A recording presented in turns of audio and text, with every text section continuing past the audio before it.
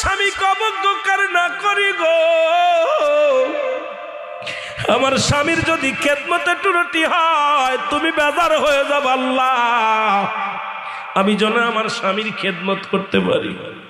চোখের পানি ছেড়িয়া ছাড়িয়া কাঁদতে লাগলো রে। এই মুসলমান স্বামীকে বলে, স্বামী রে আপনি তাঁবুর মধ্যে থাকেন, আমি যাই গ্রামে যে কিছু আনতে পারি কিনা। স্বামীকে ওই তাঁবুর মধ্যে রেখে কুড়ে ঘরের মধ্যে রেখে গ্রামে যায় কাজ করতে। সারাদিন ভরে বিবি রহিমা মানুষের বাড়ি থালা বাটি মাঝে, সারাদিন ভরে মানুষের বাড়ি পানি উঠায়, সারাদিন ভরে মানুষের বাড়ি কাজ করে, বিনিময় কিছু জব পায়।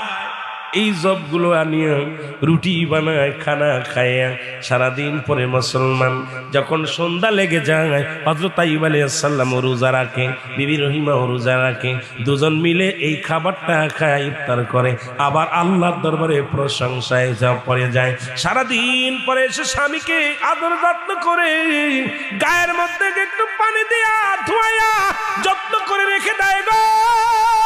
আমার সন্ধ্যার পর ইফতার করার পর স্বামীকে আদর যত্ন করে মুসলমান। এভাবে কাটতে লাগলো অনেক দিন, সময় কেটে গেল রে মুসলমান।